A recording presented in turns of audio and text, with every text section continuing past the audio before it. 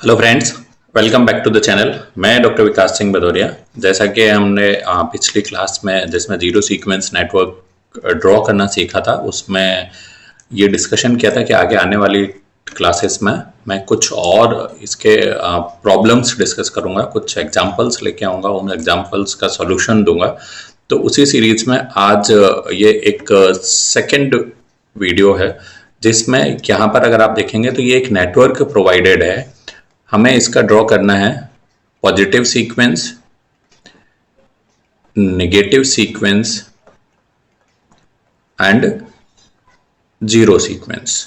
तो जो last class में जो हमने ड्रॉ किया था उसमें केवल और केवल जीरो सीक्वेंस ड्रॉ किया था, बट अब अगर यहाँ पर हमें एक नेटवर्क है जिसका positive, negative and zero sequence तीनों ही ड्रॉ करना है। तो अगर जब भी मैं सीक्वेंस नेटवर्क ड्रॉ करूंगा तो उसके लिए सबसे पहला जो मेरा काम होगा, मुझे एक रेफरेंस ड्रॉ करना होगा। तो मैं यहाँ पर रेफरेंस ड्रॉ कर लेता हूँ, रेफरेंस या जिसको न्यूट्रल बोलेंगे। तो मैंने ये रेफरेंस लाइन ड्रॉ कर ली। अब मैं देखूंगा कि ये हमारा जनरेटर है G1, ये जनरेटर है G2, ये ट्रांसफार्मर है T1, ये ट्रांसफार्मर है T2, ये ट्रांसफार्मर है T3, ये ट्रांसफार्मर हो गया T4 एंड ये जो M है मोटर, ये है लोड। अब इस केस में मैं सबसे पहले जनरेटर G1 के केस में देखूं तो जो G1 है इसका जो पॉजिटिव सीक्वेंस अगर मैं ड्रॉ कर रहा हूं, तो पॉजिटिव सीक्वेंस ड्रॉ करने के लिए जो पॉजिटिव सीक्वेंस EMF है या पॉजिटिव सीक्वेंस वोल्टेज है वो इस जनरेटर में होगा। तो अगर यहाँ पर पॉजिटिव सीक्वेंस EMF होगा तो मैं यहाँ पर ड्रॉ करके यहाँ मैं क्या लिखूंगा, G1, और ये न्यूट्रल से कनेक्ट हो गया। देन इसके बाद जो पॉजिटिव सीक्वेंस इंपीडेंस होगा इस जनरेटर का, मैं वो पॉजिटिव सीक्वेंस इंपीडेंस ड्रॉ करूंगा यहाँ पर। तो मैं इसको लिखूंगा Z1 G1। Z1 is for positive sequence impedance and G1 for generator G1। Then इसके बाद फिर मैं आऊँगा यहाँ पर जनरेटर 2। तो अब जनरेटर 2 के लिए भी यहाँ पर ये क्या आएगा, G2 फॉर जनरेटर 2। मैंने इसको यहाँ इस तरीके से कनेक्ट कर दिया। देन फिर इसका पॉजिटिव सीक्वेंस इम्पीडेंस तो Z1 G2। जब अब इसके बाद अगर मैं देखूँ तो जो Z1 है, Z1 किससे कनेक्टेड है, ट्रांसफार्मर T1। तो ट्रांसफार्मर T1 का भी एक पॉजिटिव सीक्वेंस इम्पीडेंस होगा, तो मैंने उससे कनेक्ट किया। फिर ट्रांसफार्मर T2 का भी पॉजिटिव सीक्वेंस इम्पीडेंस होगा। इनमें देखेंगे कि पॉजिटिव सीक्वेंस इम्पीडेंस है बट पॉजिटिव सीक्वेंस EMF नहीं होगा, क्योंकि ट्रांसफार्मर में केवल और केवल पॉजिटिव सीक्वेंस इम्पीडेंस होता है। तो यहाँ पर मैं क्या लिखूंगा, Z1 T1, then Z1 T2। इसके बाद फिर मैं आगे जाऊंगा, ये T3 है तो इसका जो पॉजिटिव सीक्वेंस इम्पीडेंस है that will be Z1 T3। फिर जो L1 है, L1 ट्रांसमिशन लाइन है, ट्रांसमिशन लाइन में भी इसका ट्रांसमिशन लाइन का केवल और केवल पॉजिटिव सीक्वेंस इम्पीडेंस होगा इस केस में। तो मैं यहाँ पर क्या लिखूंगा, Z1 L1, then Z2 L2 and then इसके बाद जब और आगे जाएंगे तो यहाँ पर आ गया T4। तो ये हो गया Z1 T4 एंड देन ये मोटर लोड है। यहाँ पर अगर आप देखेंगे तो जो पॉजिटिव सीक्वेंस EMF केवल और केवल मोटर एंड जनरेटर के लिए आता है। तो यहाँ पर मैं क्या लिखूंगा, E1 या EM, मोटर का positive sequence EMF and then ये इसका पॉजिटिव सीक्वेंस इम्पीडेंस Z1M। तो ये हमने ड्रॉ कर दिया पॉजिटिव सीक्वेंस सर्किट। अब मैं ड्रॉ करूंगा negative sequence.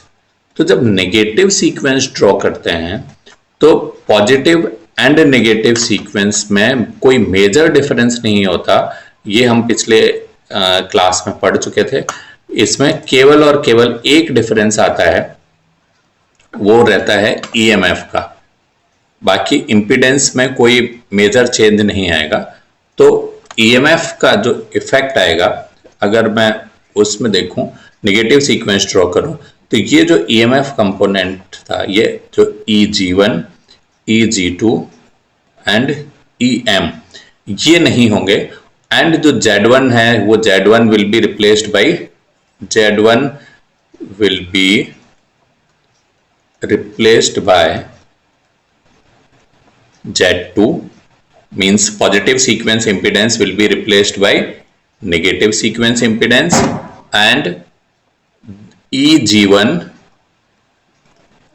and EG2 and EM, ये जो तीनों पैरामीटर हैं, ये तीनों नहीं होंगे नेगेटिव सीक्वेंस सर्किट के लिए, क्योंकि नेगेटिव सीक्वेंस ईएमएफ नहीं एग्जिस्ट करता। तो अब मैं अगर इस केस में इस सर्किट को रीड्रॉ करूं, तो ये यहां पर Z1 के बाद मैंने यहाँ सबसे पहले ये रेफरेंस ही ड्रॉ कर लेता हूँ मैं। जब मैंने रेफरेंस ड्रॉ किया, रेफरेंस ड्रॉ करने के बाद ये होगा Z2 G1, then Z2 T2, इसके बाद ये Z2 G2, सॉरी ये T1 होगा क्योंकि ट्रांसफॉर्मर 1 के लिए है। इसके बाद ये Z2 T2, जब इससे आगे बढ़ेंगे तो ये होगा Z2 T3, देन ये Z2 L1, फिर Z2 L2, then Z2 T4 and finally ZM। सो ये हमने जो ड्रॉ किया ये है नेगेटिव सीक्वेंस सर्किट। अब अगर बात करूं मैं इनमें, चाहे पॉजिटिव सीक्वेंस हो चाहे नेगेटिव सीक्वेंस हो, इन दोनों सर्किट को ड्रॉ करने में हमने कहीं भी ये ध्यान नहीं दिया कि जनरेटर स्टार कनेक्टेड है, डेल्टा कनेक्टेड है जी, इसका जो स्टार कनेक्टेड है न्यूट्रल ग्राउंडेड है या अनग्राउंडेड है, और अगर ग्राउंडेड है तो किससे ग्राउंडेड है। तो अब मैं जब भी जीरो सीक्वेंस नेटवर्क ड्रॉ करूंगा, उस टाइम पर इन सारे पॉइंट को ध्यान में रखना होता है। तो अब मैं जीरो सीक्वेंस नेटवर्क ड्रॉ करने के लिए ये सर्किट को मैं यहां पर रिप्रोड्यूस कर लेता हूं और अब जीरो सीक्वेंस सर्किट ड्रॉ करते हैं इसी सर्किट का। तो सबसे पहले हमने रेफरेंस ड्रॉ कर लिया। रेफरेंस ड्रॉ करने के बाद जब मैं इस जनरेटर के लिए जाऊंगा, जनरेटर जो G1 था, G1 के लिए ये स्टार कनेक्टेड है, न्यूट्रल ग्राउंडेड है विद रिएक्टेंस XN1।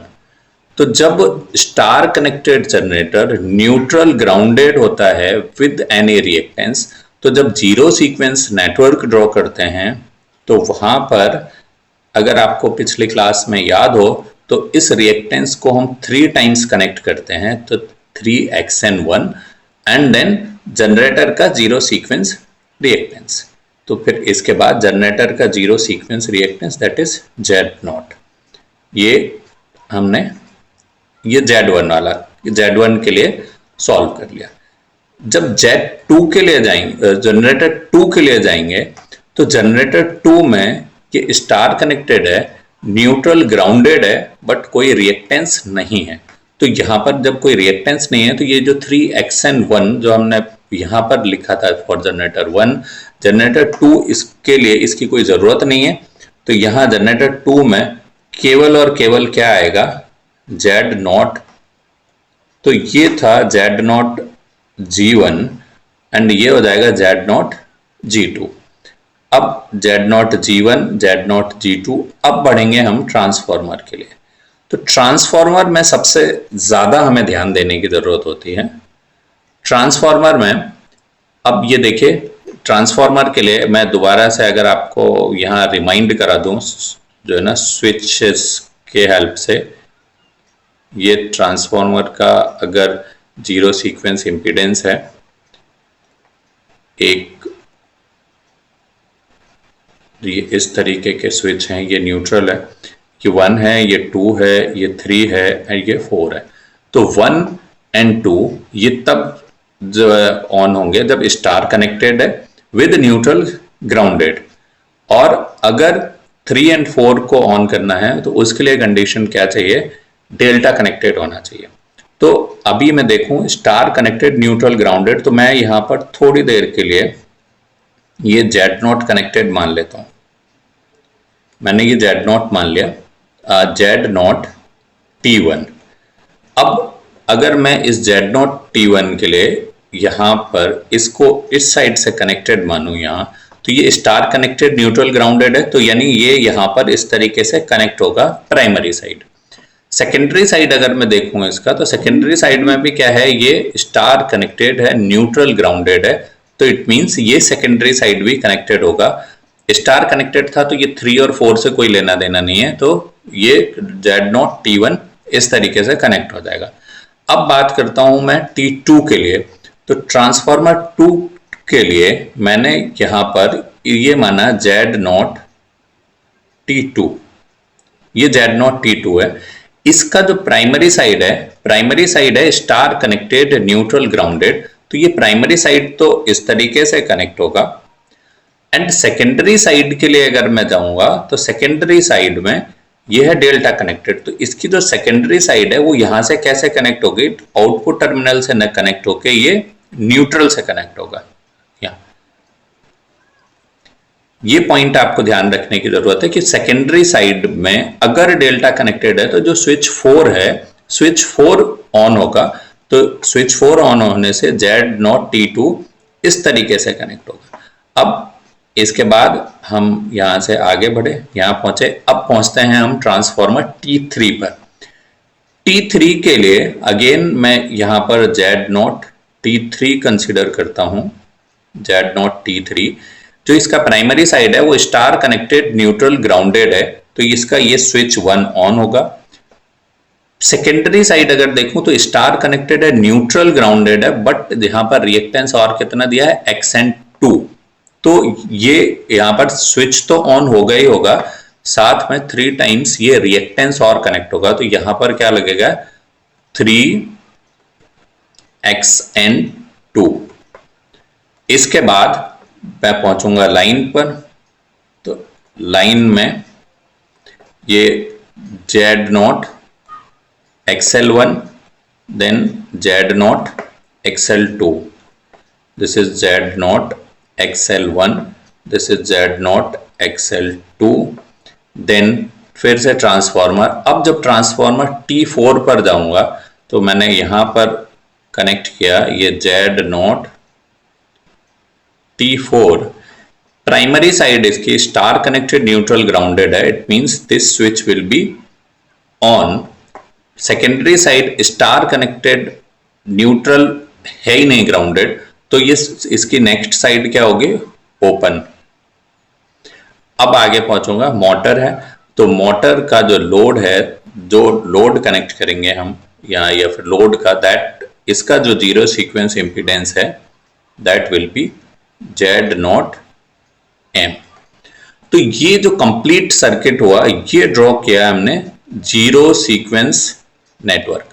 इस जीरो सीक्वेंस नेटवर्क ड्रॉ करने में हमें जो मेन पॉइंट जो ध्यान में रखने थे वो थे कि जो ट्रांसफॉर्मर है वो स्टार कनेक्टेड है या डेल्टा कनेक्टेड है।